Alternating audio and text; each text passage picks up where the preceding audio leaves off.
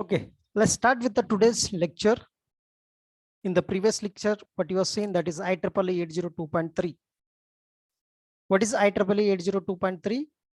That is, we have concentrated mainly on the Ethernet. What is the meaning of Ethernet? There is a LAN connectivity, we can say.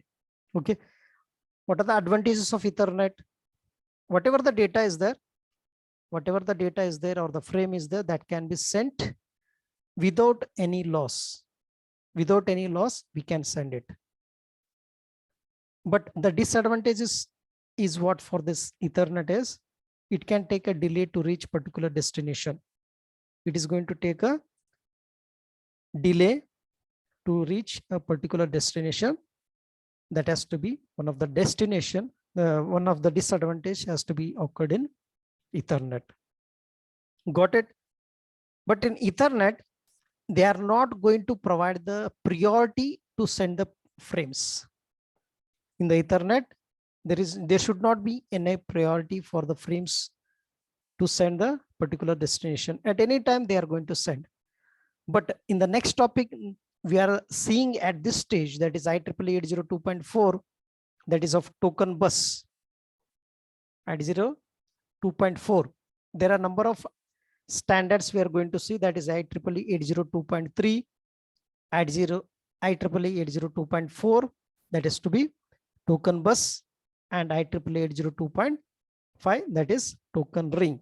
Okay, you are seeing on this diagram, you're seeing one of the diagram. By seeing this diagram, I will going to explain in this. That is IEEE 802.4, that is acting as a token bus. What is a token bus? This token bus will be act like a virtual ring. It is act like a virtual ring. Virtual ring is nothing but it is looking like a logical ring. It is looking like a logical ring. And in this logical ring, we are going to pass the token. You know the token of this? Token is nothing but what? The first come, first serve. It should be in a queue. All the stations has been connected either in the clockwise direction. The token can be forward in the clockwise direction, or that should be forward in the anti-clockwise direction, depending on this particular priority of the stations. Okay, this is a one coaxial cable, that is a broadband coaxial cable, has been connected between the number of stations you are seeing here. Okay, just see the arrow mark. There is a broadband coaxial cable has been connected to the multiple number of stations. But this ring, the egg-shaped ring, it is not visible. It is acting like a logical. It is not visible. It is visible. The number of stations, number of computers are visible, but and a coaxial cable is also visible. But this ring, that is called as a logical ring. This is very, very important. And depending on this logical ring, it is all the stations are going to get the token. The main functionality of this token is nothing but it is operated on a bus topology or a tree topology. This mainly the token bus is operated on a bus topology or a tree topology. You have to remember this. And this coaxial cable is used as a broadband coaxial cable. It is used as a broadband coaxial cable. So this is called as a virtual link or a logical ring. What is the main functionality of this virtual link or a logical link is nothing but the token can be passes either in clockwise direction, either in anti-clockwise direction, depending on the priority. If all the stations, we can consider this is station A, this one is a station B, this one is station C, station D, and station E. You have to consider a 5 station, that is A, B, C, D, and D. And while transferring the token, this token bus, the logical ring has to decide the priority. Remember the point. While transferring the token, the particular logical ring, the token has to be sent to the priority station, priority computer, which is having a maximum higher MAC address.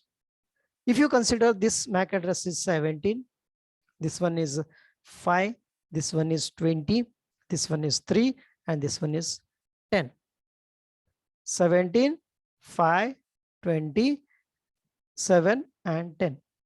While transferring any of the token, the token must goes to the higher MAC address first. That is to the MAC address of 20. Remember the point, very, very important. While the token has to be sending in either in a clockwise or in the anti-clockwise direction, the function of this token logical ring has to give the priority of the MAC address, which is a highest MAC address. First, that token has been given to the MAC address of this 20. Next, it moves to the MAC address of 17. Next, it moves to the MAC address of 10. Next, it moves to the MAC address of 7. And next, it moves to the MAC address of 5. So the main function of this token bus is what? It is to be connected in a bus topology or in the tree topology using the coaxial cables. But this coaxial cable can be operated as broadband coaxial cable. Broadband coaxial cable. This is a connection. Physical connection is there. This is a physical connection. This is a physical layer, but logical is of a ring. Logical is of logical ring. Got it? So whenever you are sending any of the token between the transmitter and the receiver, each station having its address. Each station having its own address. Which address? It may be a MAC address or it may be a IP address. It may be a MAC address or it may be a IP address. So while sending any of the data or while sending any of the frame between the two computers, it has to follow the highest priority. It has to follow the highest MAC address. So if the MAC address of this computer is high, the token has been moved to the computer which is having a highest priority. So if once it has sent the particular token from station to station, once the frame has been reached to the particular station, immediately the token has been released to the next station. Immediately the token from this station has been released to the next station. Okay. If one more point, very, very important point is what?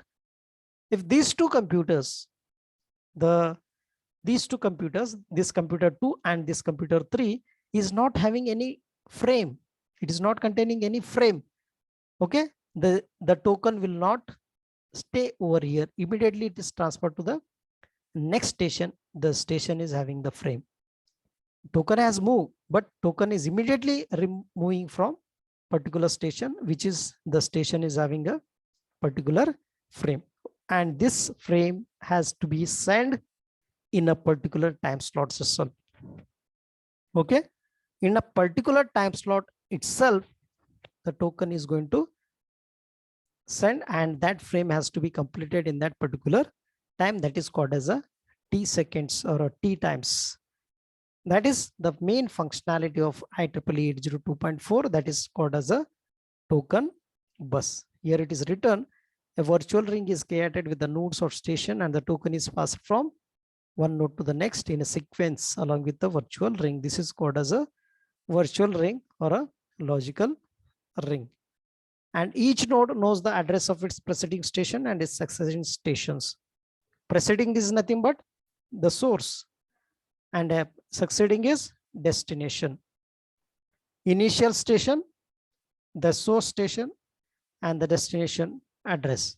Everything has to be mentioned in that particular station itself, so that each and every frame can be forwarded to the particular station. So any frame cannot be disconnected. Any frame cannot be deleted at that particular time. That has to be taken care by this token ring. That has to be taken care by this logical ring. How the token is passing from one station to another station. There are multiple number of stations has been connected over here, and the token is going to pass us to the priority, which is having the highest MAC address. Which is having the highest MAC address, the token is going to send to that particular highest MAC address from station to the next station. And it is when it is transferring, if station is transferred, when this is taken, it sends data and passes the token to the next station. Otherwise, it simply passes. Simply passes is nothing but if this station is not having any frame to transmit, if this station is not having any frame to transmit, immediately it is not going to receive that particular token. Immediately it is going to send the token to the next station directly. It is going to send a particular station to the next station directly. That has to be taken care by this token passing.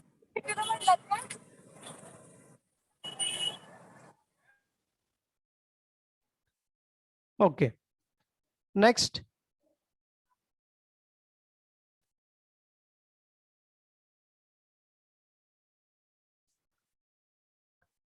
Just a minute. Next. The frame format of token bus. How it is going to happen here? How we are seeing the token bus frame format. The number of blocks you are seeing over here, that is of preamble, start delimiter. Next is control, the destination address, start and the destination, and the source address, the payload, checksum, and end of the delimiter.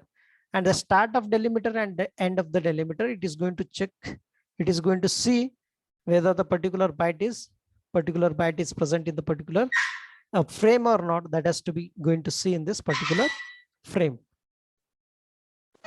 And at the initial stage,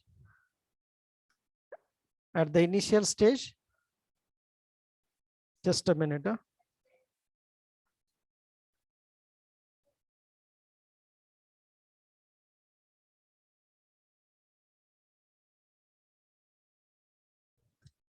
At initial stage, there is a preamble. Preamble is nothing but it is going to give the alert to the particular frame. Alert is nothing but what? I am going to send the particular frame. So you should be alert that you have to receive that particular frame. That alert has been given by this preamble. That alert has been given by this preamble. That has to be consist of 1 byte. The main functionality of this preamble is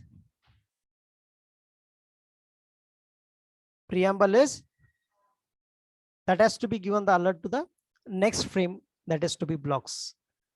Next, you have to assign the start and end of the particular delimiter. Start and end of the delimiter is nothing but what?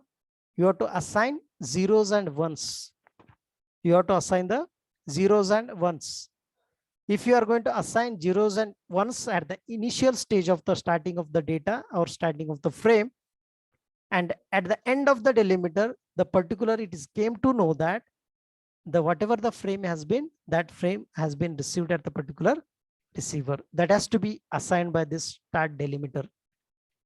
The frame control should be 0 and 1, 0 or 1, depending on this particular byte it is going to decide. That is frame control. Same destination address we are going to write it, and source address we have to write it. It is a combination of 2 or 6 bytes. Okay, and after that you have to decide, we have to decide how much is the length of that particular frame. How much is the length of that particular frame? Variable length. Variable length is nothing but if you want to send 100 byte of data, if you want to send 100 byte of data, and that 100 byte of data can be divided into 5 number of frames. So that can be done by using this variable length. It is not a fixed length we are going to consider over here. It is a variable length. We can send 100 bytes of data. We can send 150, 200, 250, 300, 500, 400. So these many types of the variable length of particular frames can be forwarding with respect to the payload. That is the actual data is going to carry depending on the maximum amount of frame we are going to transfer. That is of 1500 bytes of data can be forward in a variable length of data. Same thing has been written. Preamble is 1 byte for synchronization. Synchronization is nothing but that has to be going to give the alert to the particular block, that is giving alert to the particular frame that I am sending the particular byte or particular data so that start receiving the particular frame. Start delimiter and end delimiter, same. Start beginning and end of the particular frame. Frame control, that has to be specified whether data frame is there or control frame. If it is data frame, that becomes 1. If it is control frame, that becomes 0. Frame control consists of 1 byte. It is going to specify whether it is a data frame or a control frame. Data frame is 1 and the control frame will be assigned by 0. And destination address and the source address can be assigned between 2 and 6 bytes. So it is going to specify the address in the particular frame. It has the starting frame and it is the end of the particular frame. That has to be decided by this source address and the destination address. What is the payload? Payload is nothing but what? The how much length of the particular data you are going to send. What is the length of the particular data you are going to send? That has to be decided by this payload. That is going to decide by this payload. Payload is nothing but the variable data, variable length of data. I already told you the maximum length of data can be transferred is of 1500 bytes. Checksum. In this checksum, it is going to check whether the frame is having error detection or error correction. If the error is there, you have to make it correct. If there is an error, you have to make it correct. That has to be done by this checksum. It is going to check whether the data is having error or error detected. And end delimiter. This end delimiter is going to reassume. It is going to reassemble all the frame which is coming from the source address. Whether it has been received the actual data or the actual frame or not, that has to be done by this end delimiter. Okay, this is what the frame format of token bus. Similarly, we'll move towards the second type, that is IEEE 802.5. IEEE 802.5, that is called as a token ring. Token ring. What is the meaning of token bus and token ring? In that particular token bus itself, we are going to see the logical ring.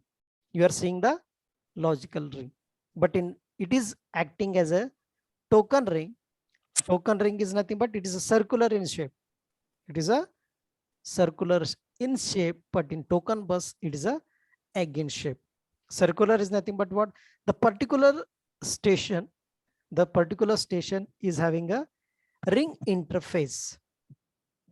Ring interface. Interface is nothing but listen mode and transmit mode. These are the two types, the two methods we are using in ring, token ring. One is a listen mode and second one is transmit mode.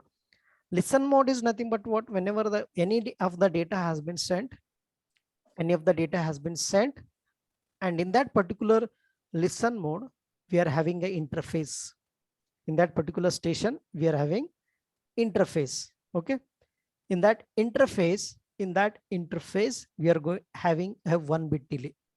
We are having 1 bit delay. We are going to convert that particular data and you can transmit it. That is a listen mode. And transmit mode, whatever the data is there, that has to be transmitted to the interface, and that interface has been transferred to the particular destination. And we are seeing over here the token ring. It should be in the either in the anti-clockwise direction or in the clockwise directions.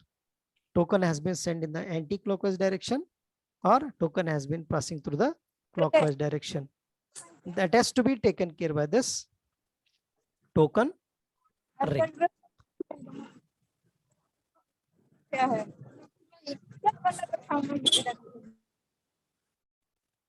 Okay, and this token ring, it is operated on mainly IEEE 802.5. It is operated on IEEE 802.5, where all the stations are connected in a ring topology. Only in the ring topology. Token bus is operated on bus and the tree topology, but the token ring is operated on the ring topology and passing one or more tokens for channel acquisition. And this token ring, every station has to wait till the token has to come. until and unless it can't pass the particular frame to the particular station. That has to be taken care by this token ring process.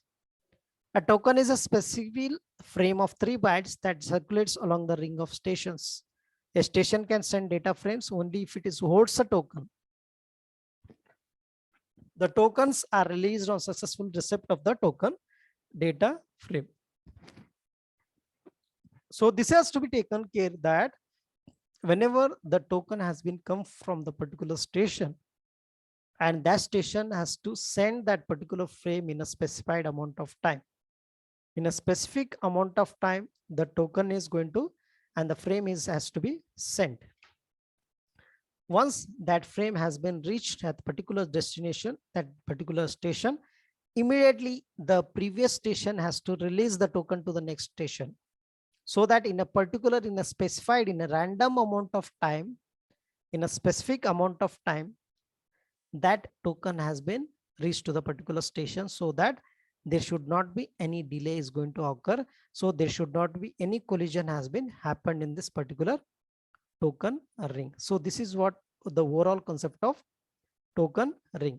So one more is the, if a station has a frame to transmit, when it receives a token, it sends the frame and then passes the token to the next station. So already we have seen, whenever the station is having a frame, it wants to send the particular frame, then it passes the token to the next station. So already the frame has been reached to the particular station. So it is the token has been moved to the station number 2.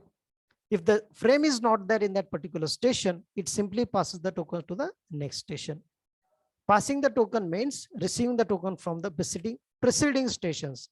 Preceding stations is nothing but it is going to pass from the previous stations. It is going to process from the previous stations and transmitting to the successor station. Successor is nothing but to the next station, that is to be transmitting to the successor station. So whatever the token ring has to be taken place, whatever the process we are going to do in this unidirectional method. Unidirectional, we are not doing in a bidirectional method. It is a unidirectional, either to be in a clockwise or either to be in a anti-clockwise. If it is moving from right to left or left to right, depending on that, it should be taken place only in a clockwise or anti-clockwise direction, only in unidirectional, not in a bidirectional method. You have to decide, it has to decide the direction previously. Once the direction has been decided, that it has to follow the same direction till the end of that particular one cycle.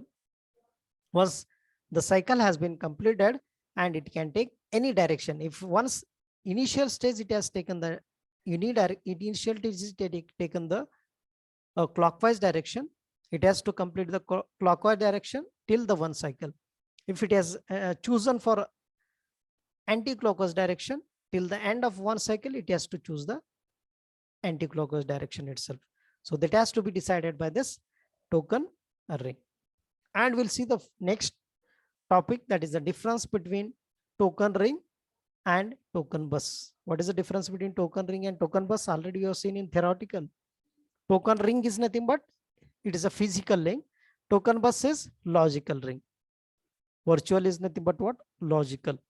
Token ring is passed over the physical ring formed by the stations and the coaxial cable networks. The token is passed along the virtual ring of a station connected to a LAN. Connected to a LAN. It is working like a logical ring, but it is looking like a physical link. The stations are connected by ring topology or sometimes star topology. But this is not happen in token bus. It is connected in bus or tree topology. It has to be the particular station has been connected in bus or tree topology. It is defined in IEEE 802.5 standard. The token bus has been defined in IEEE 802.4 standard. IEEE 802.4 standard will be mentioned in token bus, and IEEE 802.5 standard will be mentioned in token ring. The maximum time for a token to reach a destination can be calculated here. So how many time it has to be taken to reach a particular destination, that has to be calculated by using token ring, but it is not feasible. Token bus is nothing but it has to wait for amount of time to get the token. So it is not feasible to calculate the time for a token transfer. It is not going to get the particular token in a particular amount of time. That is what the difference between token ring and token bus, token ring and token bus. And the next topic of this unit, last but one topic, that is USB on the go. You have seen this USB. You have seen this USB every day. You are using this USB cables. Every day you are using this USB cable. Where you are using this USB cable for connectivity of your pen drive, for connectivity of your mouse, for the connection of your keyboards, for the connectivity of the games, video games, that is mobiles, laptops, tabs, everything we can use for this USB cable. No need to explain much for this USB cables where you are going to use. The specification can be first introduced in the year 2001. In the 2001, the first USB cable has been introduced, and these USB cables can be connected like a tablets or smartphones, and USB devices like cameras, digital camera, and mouse, keyboards can be connected to this cable. What we are using for, what is the usage of this USB cable? What is the usage of this USB cable? The main use of this USB cable is what? They're just, if you want to send any of the data, if you want to send any images from your laptops and from your mobiles to another device, like your mobile to mobile device or from computer to computer, so we need this USB cable. Without this USB cable, we can't transfer the particular data for a wired connection. If there is a wireless connection, so it requires some of the time to transfer a particular data. But in wired connection, we require cables. That cable is called as a on the go. Similarly, very popular among the mobile users nowadays, we are using the cables. It is very, very popular for sending any of the data, any of the images, any of the information, for transferring and receiving the signal. And same thing can be used for hotspots. It allows the people use their mobile phones as a portable computers. As a portable computer is nothing but you can connect through that cable, you can connect your mobile to the laptop also. So you can download whatever the photos are present in your mobile, that can be downloaded, and you can save it, those images, in your laptop. So we can say that on the go is the result of increasing the need of making portable devices to communicate with each other. To use this feature, there should be an outcome. Hotspot should be there. Hots support on your devices. Only then you can connect the OTP on the go cable to your mobile phones and connect your phone with the USB device like mouse, keyboards, and flash drives. These are some of the devices we can connect with this particular system or particular USB cable. And this is what one of the example that is given as the USB cable can be connected to your computer, to your mouse, to your particular devices, portable devices, or your mobiles, everything. So this is the concept of USB cables we are using. And the last point of this unit is difference between Bluetooths. There are a number of versions we are going to see in this Bluetooth. The different versions of Bluetooth are nothing but Bluetooth 5.2, Bluetooth 5.1, and Bluetooth 5.0. What is the difference between Bluetooth 5.2, 5.1, and 5.0? You are seeing this. You are seeing the range over here. The maximum range for this Bluetooth 5.0 is maximum. The range of 5.0 range is maximum. That is specifications we are using. In that specification, we are going to see the Bluetooths, different Bluetooth, that is Bluetooth 5.2, 5.1, Bluetooth 5.0. The first specification for this Bluetooth is First specification for this Bluetooth is range. What is the range of this Bluetooth 5.2? Bluetooth 5.2 is 400 meters. 400. If you go on beyond that 400 meters, we can't connect. The Bluetooth can be disconnected immediately. Bluetooth can be disconnected immediately with the Bluetooth 5.2. If you are using the Bluetooth 5.1, the same range you have to maintain. Both are same. Maximum are same for 5.1 and 5.2. There is no variations in the particular specifications. The specifications are same for Bluetooth 5.2 and Bluetooth 5.1, and but variations we are seeing in Bluetooth 5.0. More than 400 meters we can use it for Bluetooth 5.0. And second specification is data rate. Second specification is data rate. What is the data rate for this 5.2? 2 Mbps. 2 Mbps. Same for 5.1, that is 2 Mbps, and same for 2 Mbps. Applications, and again the speed, throughput, output of this 2.1 Mbps, 2.1. Maximum the speed of is 2.1, that is nil. Frequency range is same for all the Bluetooths. They have not changed the frequency range for Bluetooth, that is of frequency range for 5.2 is 2.4 gigahertz, and frequency range for 5.1 is 2.4 gigahertz, and the frequency range for 5.0 is 2.4 gigahertz, and the frequency range is similar for all the Bluetooths. Security is there, 128-bit. Robustness, there is no robustness. Latency, that is 2 milliseconds. Delay, latency is nothing but what?